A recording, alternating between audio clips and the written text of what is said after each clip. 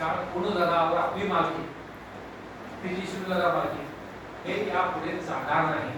आणि अर्ध जर ती तिला पुरुष आहे तरी तिला तुम्हाला जॉईन करायचं नाही, तिला फक्त अपाधिकार नाही, तो आपण द्यायचा प्रयत्न केला पाहिजे.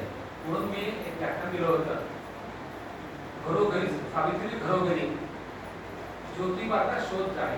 म्हणजे ज्योतिबा किती पण सहजीवन दोघांचं संदर्भ होतं. ज्योतिबाने तिला शिकवलं, भेट दिला, ते मागे असं पाहावं. तर म्हणजे खऱ्या अर्थानं अत्यंत समृद्ध आयडियल, म्हणजे खरं वाटतं इतकं चांगलं जीवन होतं त्याचे आपण 10% जरी आपण सहजीवन जगलो. तो बायको आल्यानंतर तिला जवळच्या पेशंट बसलेला आहे, तो तिची पाय धुतो, त्या पायात धुतो. हे सहजीवन आहे. म्हणजे मी तुला सांगतो की तुम्ही शाळा तुम्ही शिकू शकतो, माझी इच्छा पण तुला येणार नाही, मला तू शिकवलं पाहिजे आणि तुला खूप त्रास सहन करावा लागणार आहे. तू सहन कर, पण मी तुला सोबत आहे, तुला घेऊन यायला तुझ्या तर असा पाहिजे. म्हणून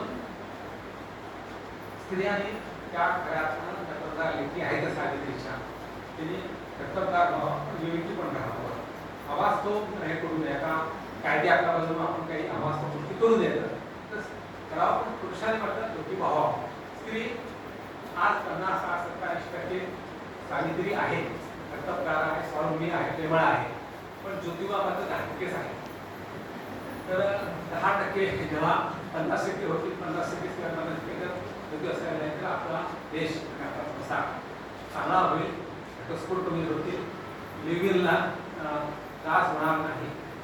गे आणि लेस्बियनला प्रेमात स्वीकारून त्यांच्यासोबत आनंदाने राहू शकतो, हे आपण करावं. हे एका काळाचं आव्हान आहे. जर आपला कुटुंब संस्था टिकवायची असेल, विवाह संस्था टिकवायची असेल, आपल्याला आपली नाती जपायची असतील आणि नात्यामध्ये मग मुलगा असू दे, नातू असू दे, नात असू दे, कोणी असू दे, मित्र असू दे, त्या नात्यामध्ये दुरावा निर्माण होणार नाही याची तिने काळजी घेतो. आपण जास्त काळजी घेतली पाहिजे.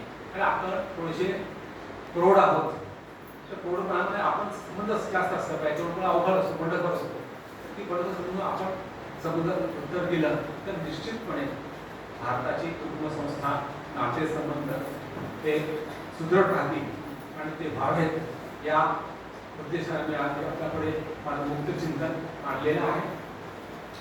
काही कठोर बोललो असेल, काही टीका केली असेल, आपल्याबद्दल नावामध्ये लागलं असेल तर तिने मला माफ करावं. पण तिने घरी काय विचार करावा, मला का लागलं, मी का हर्ट झालो, हर्ट झाला असा काही अर्थ कुठेतरी आपल्याबद्दल तुम्हाला लक्ष लागेल. पण ती चूक सुधारण्याचा प्रयत्न करा ना, हे महत्वाचं आहे. आणि ती चूक सुधारण्याची संधी आपण दिली पाहिजे. की त्या दिवशी पण नंतर तुम्ही त्या दिवशी असं वागायला नको, त्या दिवशी मी जाणार होते तर तुम्ही मला विचारपूस का केली नाही. मी जेव्हा तुमचं करते, तुमचा उद्देश आपल्याला कळतं, माझा उत्तर चेहरा तुला कळत नाही, हे विचारा आणि सांगा की माझा चेहरा पाहायला शिका, वाचायला शिका. ते मला विचारा सांगा, फक्त गाणे माझ्या डोळ्याचं वाच तुम्हाला तर ते आता ठीक आहे, छानच आहे गाणं, पण ते प्रत्यक्षात